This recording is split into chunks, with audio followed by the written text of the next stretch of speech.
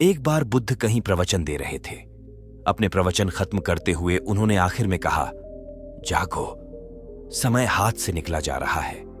सभा विसर्जित होने के बाद उन्होंने अपने प्रिय शिष्य आनंद से कहा, चलो थोड़ी दूर घूम कर आते हैं।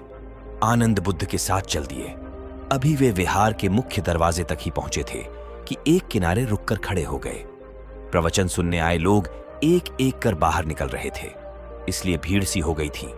अचानक उसमें से निकलकर एक स्त्री गौतम बुद्ध से मिलने आई।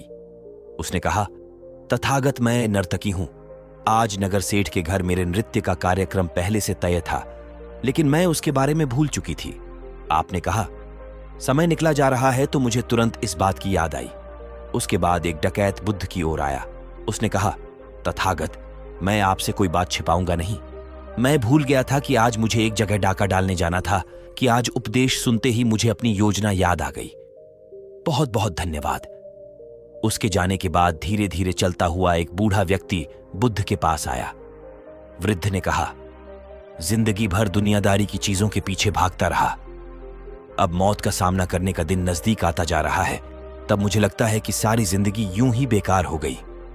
आपकी बातों से आज मेरी आंखें खुल गईं। आज से मैं अपने सारे दुनियावी मोह छोड़कर निर्वाण के लिए कोशिश करना चाहता हूं। जब सब लोग चले गए तो बुद्ध ने कहा, देखो आनंद, प्रवचन मैंने एक ही दिया, लेकिन उसका हार किसी ने अलग अलग मतलब निकाला। जिसकी जितनी झोली होती है उतना ही दान वह समेट पाता है। निर्वाण प्राप्ति के लिए भी मन की झोली को उसके लायक होना होता है। इसके लिए मन का शुद्ध होना बहुत जरूरी है। बुद्ध और बच्चे गौतम बुद्ध किसी बाग में विश्राम कर रहे थे। तभी बच्चों का एक झुंड आया और पेड़ पर पत्थर मारकर आम गिराने लगाओ। एक पत्थर बुद्ध के सर पर लगा और खून बहने लगा। बुद्ध की आंखों में आंसू आ गए। बच्चों ने देखा तो भयभीत हो गए। उन्हें लगा कि अब बुद्ध उन्हें भला बुरा कहेंगे। बच्चों ने उनके चरण पकड़ लिए और उनसे क्षमा याचना करने लगे। उनमें से एक बच्चे ने कहा, हमसे बड़ी भूल हो गई है। मेरी वजह से आपको पत्थर लगा और आपके आंसू आ गए।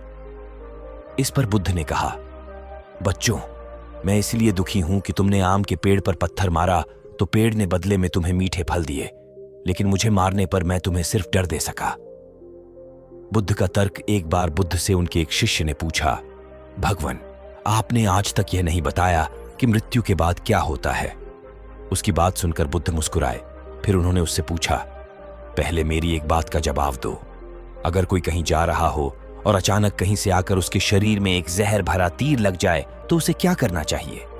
पहले शरीर में घुसे तीर को हटाना ठीक रहेगा या फिर देखना कि बाण किधर से आया है और किसे लक्ष्य कर मारा गया है? शिष्य ने कहा, पहले तो शरीर में घुसे तीर को तुरंत निकालना चाहिए, नहीं तो जहर पूरे शरीर में फैल जाएगा। बुद्ध ने कहा, बिल्कुल ठीक कहा तुमने।